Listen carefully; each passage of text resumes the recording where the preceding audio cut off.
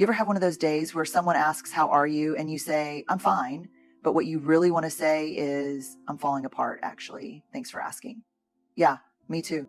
And here's the thing, we get really good at pretending we're fine. We smile, we power through, we show up. But every time we fake our way through pain, stress, or fear, it costs us something. Not just emotionally, but physically, spiritually. It's like making tiny withdrawals from an emotional bank account we never deposit into. And one day we're overdrawn, numb, exhausted. So today I want to talk about what it really costs us when we pretend to be okay, and what it could look like if we chose to show up differently. Emotional suppression is a short-term strategy with long-term consequences. We all do it. You get hit with something heavy, an argument with someone you love, a wave of anxiety that shows up out of nowhere, a deep sadness that has no clean label. And instead of sitting with it, you push it down. You tuck it neatly under your to-do list, cover it with a smile, and keep moving because you've got responsibilities, right? People counting on you. No time to fall apart. But here's the truth. Those emotions we try to outrun, they don't evaporate. They don't vanish just because we decide to ignore them. They wait. And when they're not processed, they don't just go dormant. They go underground. They get stored in our bodies, in our muscles, our hearts, our sleep patterns, our relationships. There's a study from the University of Texas that found suppressing emotions doesn't reduce their intensity. It actually increases physiological arousal. So while you're telling yourself, "I'm fine," your heart rate is climbing, your blood pressure is rising, and your body is quietly moving into fight or flight. In other words, pretending you're fine doesn't calm the storm. It just buries it, and your body still gets soaked. And we've gotten good at justifying it. We say it's not that big of a deal, or I don't have the right to complain, or other people have it worse. But pain doesn't compete. Hurt is hurt. And when we tell ourselves that our emotions are inconvenient or unworthy, what we're really saying is, I don't matter. Now, I'm not talking about being consumed by emotions 24/7 or falling apart every time something hard happens. What I am saying is that if our only coping tool is to stuff everything down and power through, eventually we hit a wall, a big one, because here's what happens over time. That constant suppression creates emotional fatigue. We become numb, not just to pain, but to joy too. Our bodies stay in a low-grade stress state that never really turns off. We start snapping at people we love. Our sleep gets worse. Our capacity to focus shrinks. We feel disconnected, restless, and somehow flat. And the irony is, we often suppress emotions because we think it will help us function better. We tell ourselves, if I just hold it together a little longer, I'll be okay. But long term, it makes us less resilient, less grounded, less present. One of the most damaging things we can do is treat our emotions like inconveniences or threats. Emotions are messengers. They're data. Fear says something matters to you. Sadness says you've lost something. Anger says something's not okay. When we ignore that data, we lose access to our internal compass. And the scariest part, when we habitually suppress, it becomes normal. We stop noticing that we're not okay. We adapt to stress and pain like it's just part of the background noise. And by the time we realize we're drowning, we're already in deep. The first step toward healing isn't fixing everything. It's simply allowing yourself to feel, just enough to recognize what's really going on. To say, this hurts, or I'm scared, or I need help. That's not weakness, that's wisdom. Because pretending you're fine might help you survive the moment, but honesty is what helps you heal in the long run. Disconnection from ourselves and others. When we pretend, we build walls. First around our feelings, then around the people closest to us. And the tricky part is, it doesn't happen all at once. It's subtle. It starts with a quiet decision not to share what's really going on. You tell yourself, this isn't the time, or they wouldn't understand, or I don't want to be a burden. So you smile, you nod, you say you're good, and you keep it moving. But each time you do that, each time you minimize your truth, you step just a little further away from yourself. And when you step away from yourself, you start losing the ability to show up fully with others. Here's what I've seen over and over in the research and in real life. Connection can't happen without honesty. And I'm not talking about dramatic oversharing or making everything into a confession. I mean emotional honesty, the kind that says, I'm not fine today, and that's okay. Or I'm feeling disconnected, and I don't know why.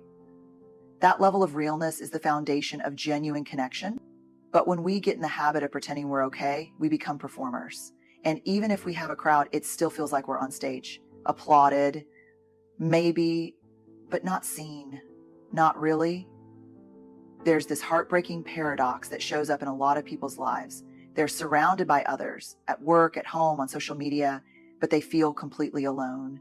And most of the time, it's not because there's no one around who cares. It's because they've trained themselves not to be known.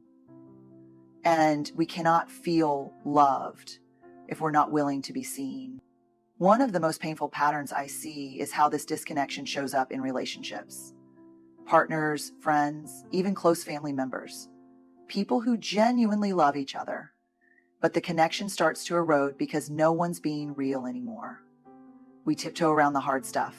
We answer fine when we're anything but. We think protecting each other from our messy emotions is kindness, but it's actually a form of distancing. And let's talk about self-disconnection for a second.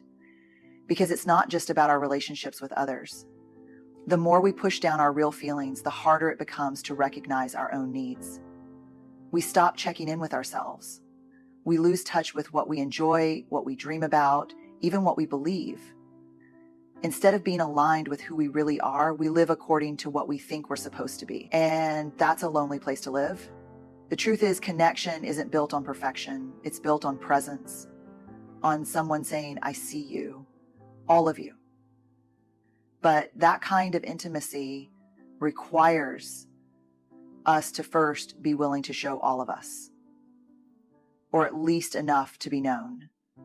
There's real power in saying, I'm struggling, or this is hard, not because you want someone to fix it, but because you're choosing to stay tethered to your own truth, because you're choosing to stay connected first to yourself and then to the people who truly want to love the real you.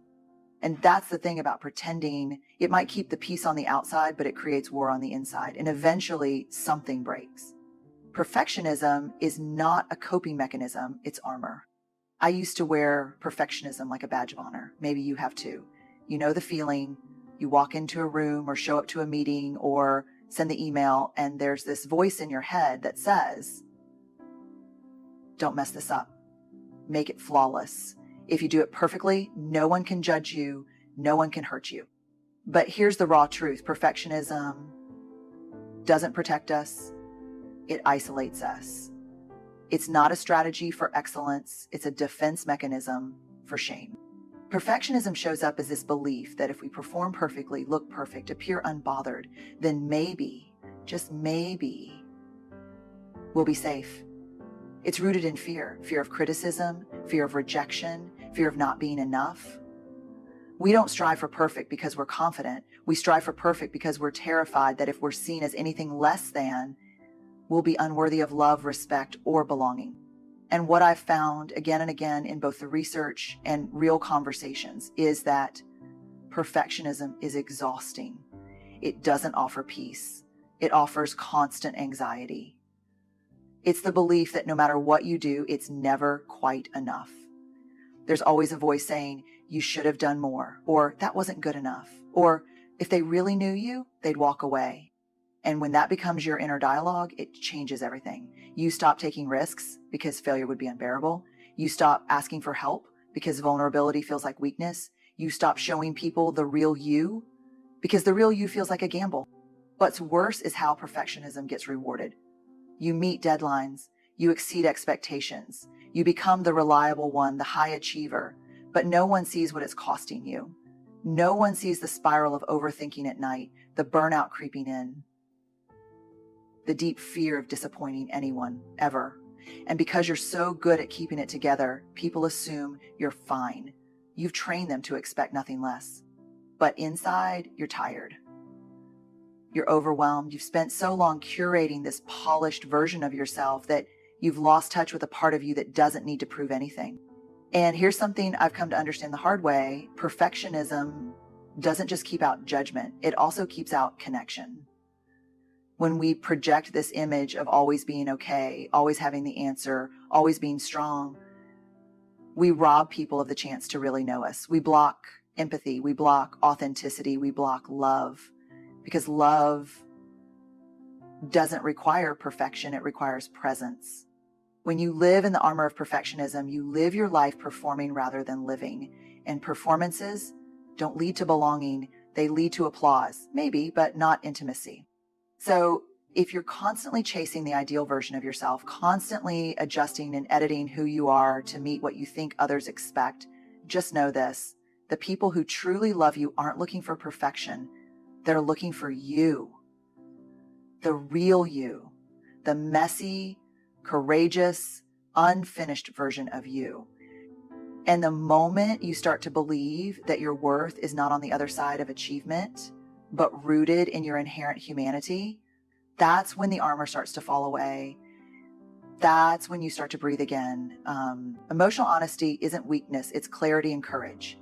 Somewhere along the way, many of us were taught that being emotional, especially in public, is messy, unprofessional, or even dangerous.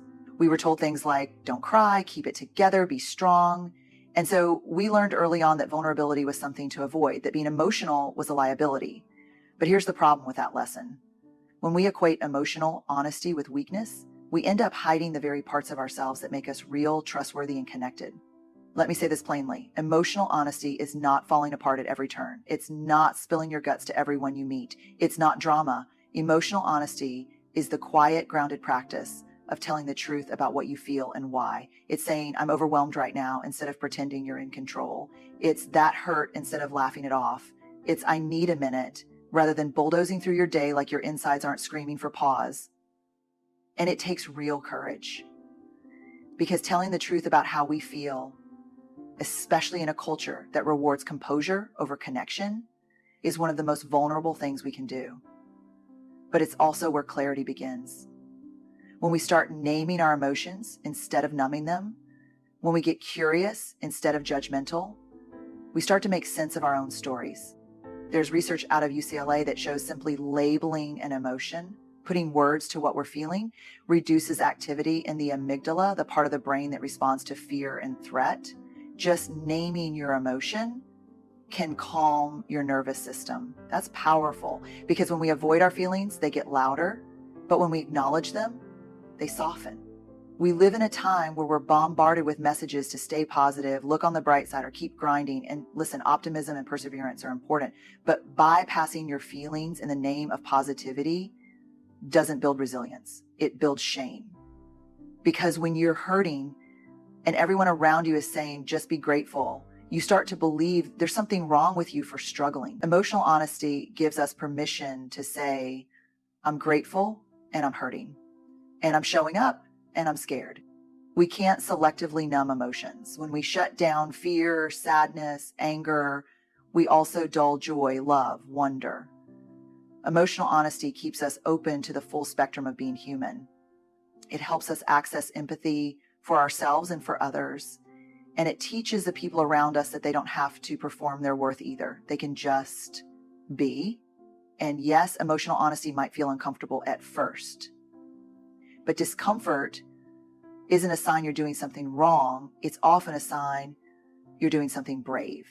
So the next time you're tempted to say, I'm fine, when you're anything but, pause, take a breath, ask yourself, what's true for me right now? And whatever the answer is, let that be okay. Because truth builds trust with others, yes, but especially with yourself. Sustainable healing starts with telling the truth, even when your voice shakes. We love the idea of healing as this beautiful, serene process. Soft lighting, calm music, warm tea, quiet breakthroughs. And sometimes it is, but more often healing is messy. It's uncomfortable.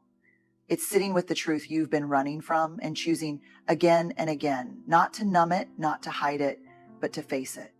And here's what I know for sure. We can't heal from what we won't name. We can't release what we continue to suppress. As long as we're pretending everything is fine, we're essentially telling ourselves that our pain doesn't matter, that our experience isn't valid, that our truth isn't worth speaking out loud. And that message It doesn't just silence your voice, it erodes your sense of self-worth from the inside out. Healing requires honesty, and not just the kind you whisper to a therapist behind closed doors, though that matters deeply. It also requires the honesty you practice in your daily life, with your partner, with your friends, with your coworkers, with yourself. It's the courage to say, this is still tender for me, or I'm not over that yet, or even just, I'm still figuring this out. The stories we don't own begin to own us. And when we silence those stories, we don't get to control how they shape our lives. They shape them anyway. In the background, in our relationships, in our choices, in our health, the unspoken emotions don't just go away, they go inward. And that's where the real emotional cost starts to pile up. When we pretend we're fine, we deny ourselves the gift of being fully seen. And healing needs to be witnessed. That doesn't mean everyone deserves access to your deepest wounds, but it does mean that someone, a trusted person, or maybe even just you with a pen and paper, gets to hear the truth, gets to sit with it, gets to hold space for it, without trying to fix it or shrink it or pretty it up. Sometimes healing starts with something as simple as saying, I'm not okay. It's not dramatic, it's not a breakdown, it's a declaration that you are choosing to honor what's real instead of continuing the performance.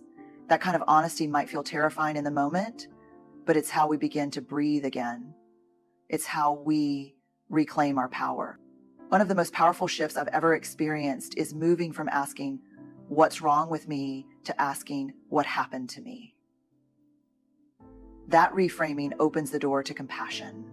It changes the story from one of shame to one of understanding. And understanding is the seed of healing. We don't need to be fully healed to be whole. We don't need to have it all figured out to start telling the truth. In fact, the healing often begins because we start telling the truth. Even if our voice shakes, even if it's messy, even if we're not sure what comes next, because the moment we stop pretending and start honoring our story, that's when we begin to return to ourselves. And that's when real healing can begin. So here we are. We've talked about the silent weight of pretending you're fine, the smile you force, the pain you bury, the mask you wear just to make it through the day. We've walked through the emotional toll of hiding your struggles, the armor of perfectionism, the courage it takes to speak your truth, and the deep soul-level healing that begins the moment you stop performing and start showing up as you, messy, honest, beautiful you. If there's one thing I hope you carry with you, it's this. You are not broken for having hard days. You are not weak for feeling deeply. You are not too much, and you are absolutely not alone. You are human, and being human means learning how to hold joy and pain in the same hands, to ask for help when you're drowning, and to trust that your truth, unfiltered, unedited, is worthy of being seen and heard. The world does not need a more perfect version of you. It needs the real you, the one who's tired but still showing up, the one who's scared but still speaking, the one who's healing slowly in small, brave steps. You don't have to keep pretending you're fine. You're allowed to take the mask off. You're allowed to say this is hard. You're allowed to tell the truth. And the beautiful part is when you do, you give others permission to do the same. So wherever you are in your story, however you're feeling today, know this. You are worthy of rest. You are worthy of love. You are worthy of your truth. And the moment you stop pretending is the moment you start coming home to yourself. Good luck out there. Be brave, be kind to yourself, and keep going. You're doing better than you think.